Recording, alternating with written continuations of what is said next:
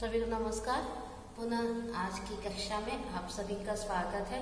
जैसा कि पिछली कक्षा में मैंने आप सबको बताया था कि जय कृष्ण मूर्ति के शिक्षा के संबंध में विचार क्या है, अर्थात उन्होंने शिक्षा के विषय में क्या कहा है।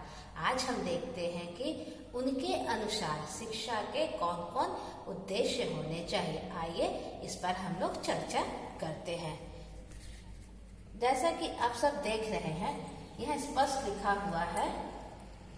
पहला उद्देश्य है शारीरिक और मानसिक विकास, अर्थात फिजिकल एंड मेंटल डेवलपमेंट। तो जय कृष्ण मूर्ति ने शिक्षा के सबसे पहला उद्देश्य निर्धारित किया शारीरिक और मानसिक विकास, अर्थात ऐसी शिक्षा दी जानी चाहिए बच्चों को, विद्यार्थियों को, जिससे उनका शरीर स्वस्थ हो, उनका मन स्वस्थ हो। ऐसा कहा भी गया है कि स्वस्थ शरीर में स्वस्थ मन का निवास होता है।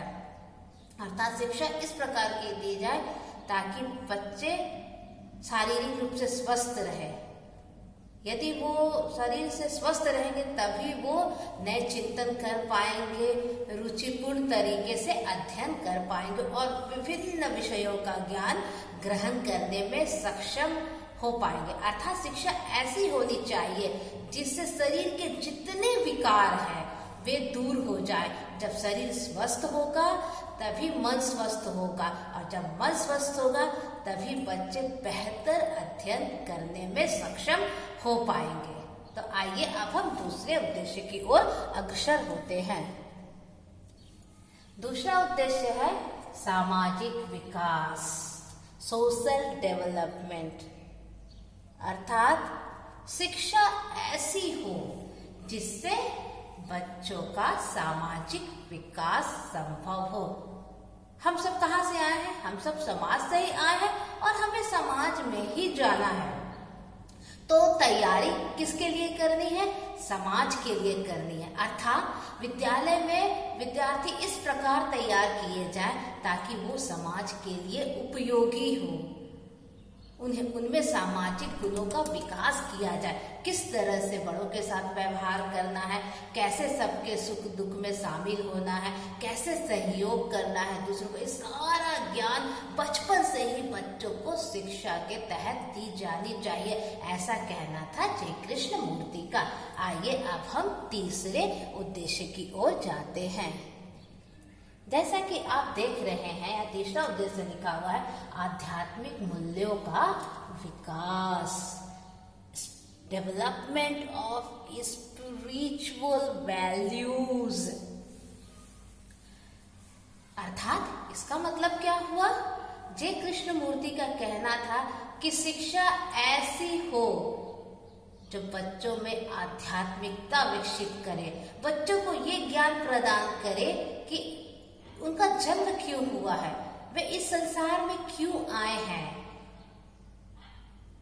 ये संसार किस तरह उनके लिए उपयोगी है, अब वो इस संसार को कैसे लाभ पहुंचा सकते हैं अपने शरीर के द्वारा, अपने क्रिया के द्वारा।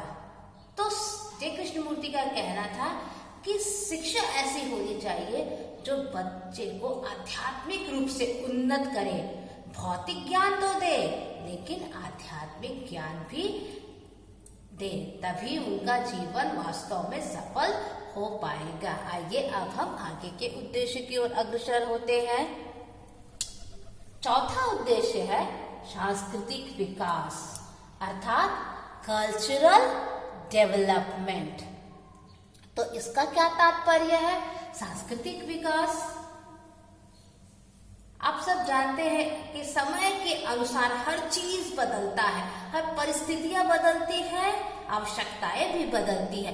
तो बच्चों को उनकी संस्कृति का ज्ञान तो देना ही है, लेकिन उसके बाद भी नई संस्कृति कैसे समय के अनुसार परिवर्तित होती है, यह सारा ज्ञान भी बच्चों को देना है। अपनी संस्कृति सभ्यता का तो ज्ञान देना है, अपने रीति रिवाज आदि का ज्ञान तो देना अत्यंत ही आवश्यक है, लेकिन परिस्थितियां जब बदले तो कैसे इनमें परिवर्तन करके उसके तहत समायोजन किया जा सकता है, ऐसा ज्ञान भी बच्चों को देना अत्यंत आवश्यक है और ये बाल्यावस्था से ही उनको देनी चाहिए, ऐसा जय कृष्ण मूर्ति का कहना था।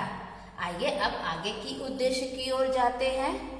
जैसा कि आप देख रहे हैं, यहाँ लिखा हुआ है वैज्ञानिक बुद्धि का विकास। जय कृष्ण मूर्ति का कहना था कि बच्चों को ठीक है आध्यात्मिक शिक्षा दीजिए, सामाजिक शिक्षा दीजिए, हर तरह की शिक्षा दीजिए, लेकिन तकनीकी शिक्षा भी देना अत्यंत आवश्यक है। अर्थात उनका चिंतन विकसित होना चाहिए, यानी विज्ञान के प्रति उनका लगाव होना चाहिए, उनमें शोध की प्रवृत्ति जागृत होनी चाहिए, तभी ये संसार बेहतर तरीके से काम कर पाएगा। यदि विज्ञान नहीं है तो कुछ भी नहीं है। तो जय कृष्ण मूर्ति विज्ञान के विषय की तरफदारी करते थे और उनका कहना था कि शिक्षा का उद्देश्य होना चाहिए कि बच्चे में वैज्ञानिक बुद्धि जागृत करें, तभी वो समय के अनुसार नए चिंतन करेंगे और जीवन के लिए उपयोगी खोज करने में सक्षम हो पाएंगे और जो भी समस्याएं हैं समाज की है, देश की है, विश्व की है, वो समाधान करने में सक्षम हो पाएंगे। तो आज की कक्षा में इतना ही। आगे की कक्षा में फिर आगे के उद्देश्यों पर चर्चा करेंगे। धन्यवाद।